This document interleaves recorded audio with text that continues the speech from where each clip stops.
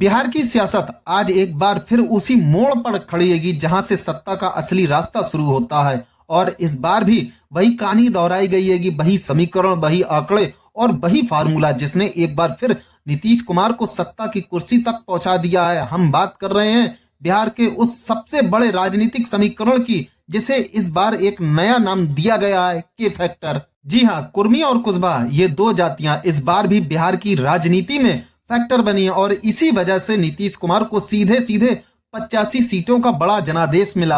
आपको बता दें कि बिहार की राजनीति में के फैक्टर का मतलब केवल जातियों का गणित नहीं है, बल्कि ये नीतीश कुमार का वह मजबूत सामाजिक आधार रहेगा जिसने उन्हें बार बार मुख्यमंत्री की कुर्सी तक पहुंचाया। यहाँ के दो जातियों का प्रतिनिधित्व करता है, कुर्मी, कुशवा और कोरी, और ये वही दो समाज हैं जिनके एकजुट होने से एक बार फिर चुनाव का पूरा हिसाब किताब बदल गया। कुर्मी समाज बिहार में लगभग 2.87% माना जाता है। नीतीश कुमार इसी जाति से आते हैं और इसी वजह से ये समाज शुरू से ही राजनीतिक रूप से संगठित माना जाता है। इस बार कुर्मी समाज ने खुलकर नीतीश कुमार का साथ दिया। 2020 में कुर्मी समाज के 10 विधायक बने थे, लेकिन इस बार सीधे 25 विधायक चुनकर भेजे गए। यानी सीटों में यह उछाल अपने आप में बताता है कि कुर्मी समाज ने इस बार कितनी मजबूती से नीतीश कुमार को समर्थन दिया।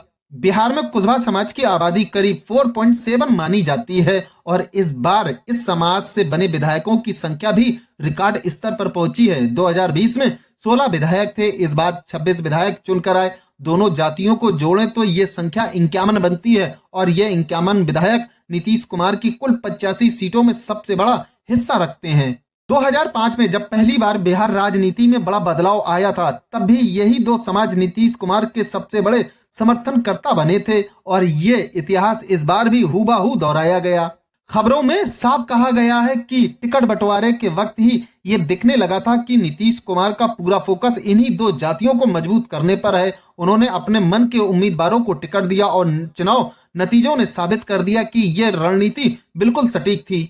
बिहार विधानसभा में कुल सीटें 243, इनमें सिर्फ कुर्मी और कुशवा समाज से 51 विधायक आए, जो अपने आप में किसी भी एक राजनीतिक नेता के लिए बेहद मजबूत और निर्णायक संख्या है। इस समर्थन की वजह से ही जेडीयू का ग्राफ इस बार रिकॉर्ड स्तर तक पहुंचा। 2020 में 43 सीटें, इस बार सीधे 85 सीटें, अर्थात जेडीयू की ताकत लगभग 2 गुनी हो गई।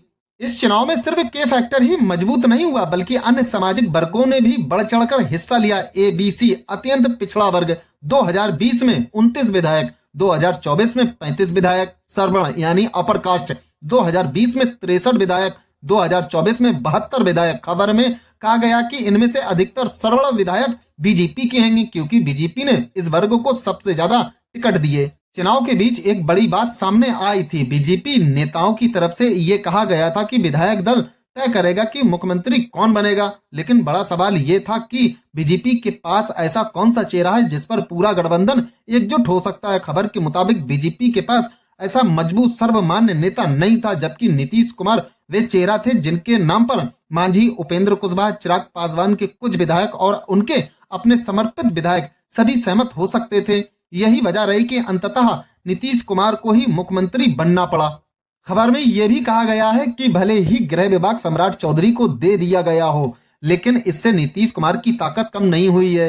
नीतीश कुमार जानते हैं उन्हें क्या करना है और क्या नहीं करना। आने वाले समय में वह इसे और बेहतर दिखाएंगे। यानी सत्ता का वास्तविक नियंत्रण अभी भी उनके अनुभव और उनकी पकड़ में ही है।